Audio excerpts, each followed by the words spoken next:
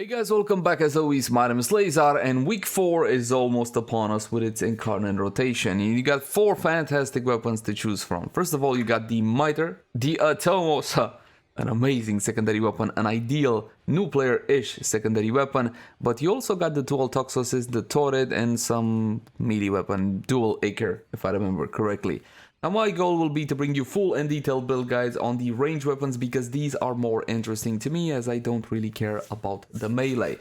But of course some of you asked, hey, how can I get more than 2? Every week you get to choose 2 Incarnon adapters over the 5 offered.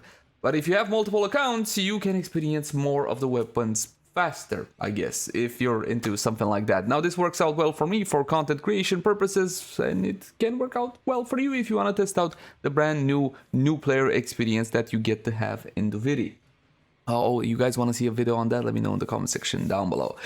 But I fear that most of you don't really know what these weapons are about, at least not in their base form, so why don't we have a bit of a refresher course on that? I didn't want to use the Atomos, because it was ugly. I mean, look at it, it's not exactly one of the most prettiest secondary weapons in Warframe. Back then I was using the Lex Prime, which sounded amazing, looked amazing. I didn't want to try this ugly thing.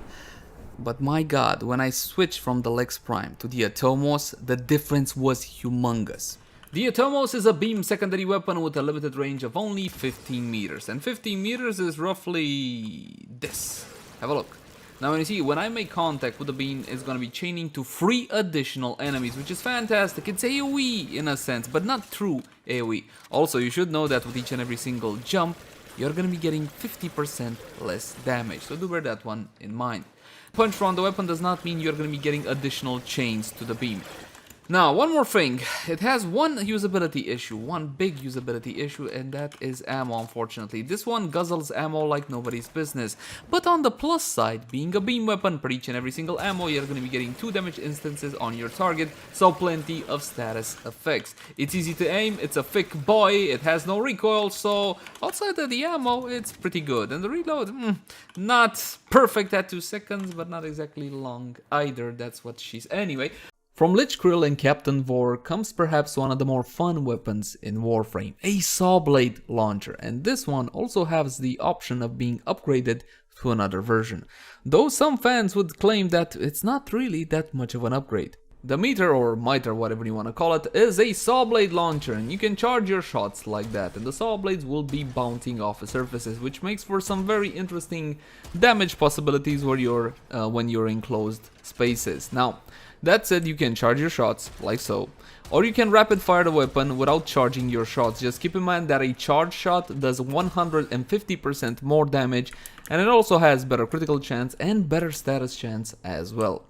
The main trick of the Toxocyst is a buff called Frenzy. If you look at the upper right side of the screen, you will see the buff gets refreshed with each and every headshot. You don't need to kill your target, but you do need to land headshots. The duration of the buff is 3 seconds, and additional headshots will not increase the timer, but it will reset the timer. The buff is 150% fire rate, heavily reduced recoil, as well as unlimited ammo. You also get 100% of the weapon's base damage as toxin, which can combine to the elemental combos you already made on the weapon. Stuff like corrosive, viral, or gas, for example. Without that buff, however, the dual Toxocyst is a pretty lame weapon in the sense that this is maximum rate of fire right now. So as you can see, it doesn't have all that much fire rate, and the recoil is even bigger than the Lex Prime. The Torrid is an infested grenade launcher, and as you can see, the grenades can stick to surfaces, and you're looking at 2 damage sources. Firstly, the projectile actually hitting a target, and secondly, the noxious cloud it leaves behind for 10 seconds. Now as you can see, it is advantageous because it simply sticks to whatever, including enemies, though keep in mind that the impact damage is only 100 toxin damage. As for the cloud itself, it deals 4 times that amount, 400 toxin damage by default, but over the course of 10 seconds. The fire rate, unfortunately, for the Torrid is pretty slow. Also, the projectiles are pretty slow when it comes to travel time, and there's a pretty obnoxious drop off as well. Now I'll be honest with you, I had a different outro planned, but that took me back. That really took me back. Those were snippets of guides from 2018 and onwards. A lot of things have changed in Warframe over the years, but honestly, my guides have remained pretty constant. Like a fine wine, I might say, getting better and better. And my friends, yes, I will bring you full and detailed guides on these weapons, as per the usual.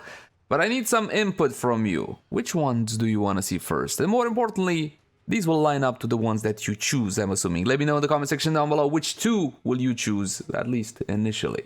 As always, my name has been Leyzar. Thank you guys so much for watching. Like, favorite, share, and subscribe only if you enjoy the content. And I'll catch you guys in the next one. And you can come over on Twitch and see me do these things live. Until next time, my friends. Bye-bye.